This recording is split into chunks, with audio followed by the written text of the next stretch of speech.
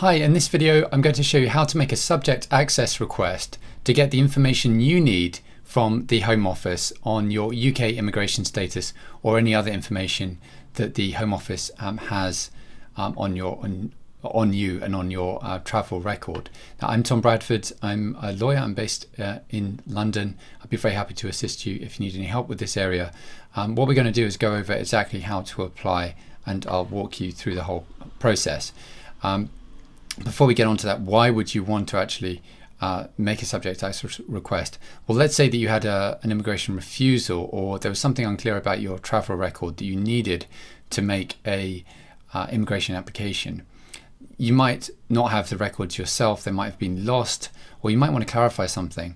And you can actually do that for free or at a small administrative charge through a subject access request. So without further ado, let's get into it. So first of all, you need to go to this URL. So it's requests for personal data. I'll include the link below if you want to click on it. So once you've got to this URL, you then go down and you can see you can make different types of request. A basic one, which you'll receive a response to within 30 days of your identity being verified. A specific one, again 30 days, and you can request copies of up to 5 single documents. And then a detailed request, you can actually ask for your whole Home Office file with a detailed request, which I'd recommend in most cases. You don't want to be getting some information but not everything and going back. So that is usually the easiest route. Now you can apply online for a subject access request. You click on this link to apply online. As I say, the link for this page it will be in the description below. Request personal information. What do you need to know before applying? So you'll need to have your photo identification, such as your passport. If you're applying for someone else, then authority for that, and then proof of your relationship if you're applying for a child. It goes through the 3 types of requests which I just mentioned, and you can click on apply now. So you then click on start a new application, and then you select what type of request you'd like to make. Now, as I say, most of the time you'll want to make a detailed record, depending on your circumstances, a detailed request. And then you can apply for your Home Office files or for detention records. So if you haven't been in detention records won't be relevant, so it's just Home Office files. So you can click on that and then explain the type of information you need and why you need it. So what I'm going to do here is put in, for example, I require my full Home Office file because I would like to check details of my immigration history to confirm the accuracy of information for my new immigration application. Okay, so that's an example of if that accurately describes your circumstances, then you could say that, and then save and continue.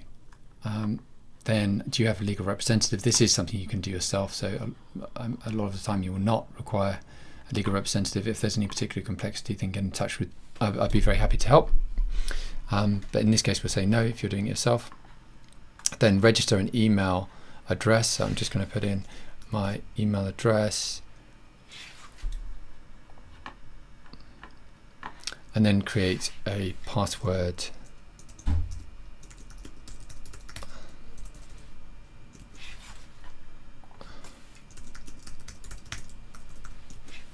And then save and continue.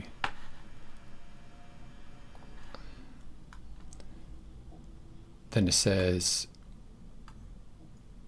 what kind of information would you like. So it just basically summarizes the position so far, and you can click on that. Then are you completing the form for someone else? No. What's your name? I'm just going to put in my details. Save and continue.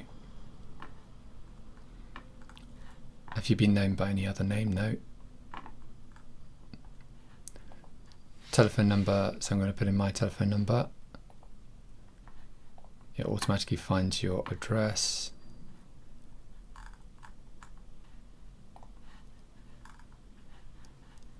Save and continue.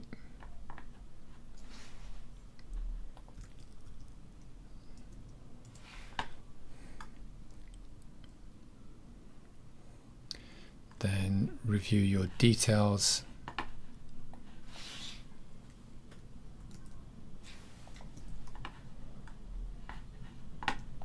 Save and continue. Country of nationality. So in my case, I'm a British citizen. Date of birth.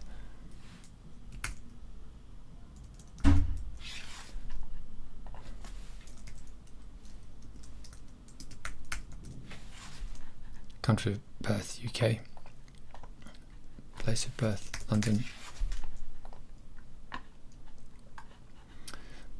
So enter your country of birth, United Kingdom. Your other dates of birth. If you ever used another date of birth, no.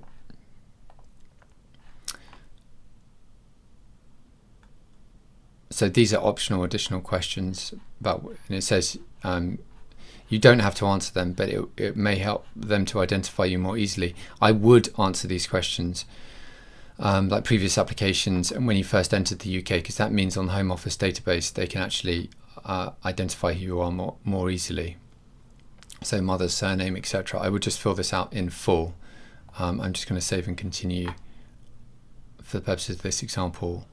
Are you a vulnerable person or someone who's held in a detention centre? So no, if that's the case. Reference numbers. Now this is really important. Enter your Home Office reference number. Definitely enter your Home Office reference number if you have one.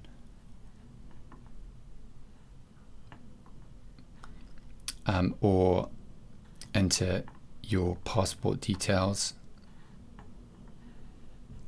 In my case, I'll just say I don't have any of the above. This is purely an example application which I won't submit. Inclusion on family members visa application. I'll say no, I haven't been included. And then check your answers. And then you continue. Documents. And then here it asks me for a copy of photo identification. And then written confirmation that the photo is a true likeness, and a letter to give permission for your records to be sent to you. And then you can save and continue. You must send your documents within 15 days to the address on your supporting document checklist.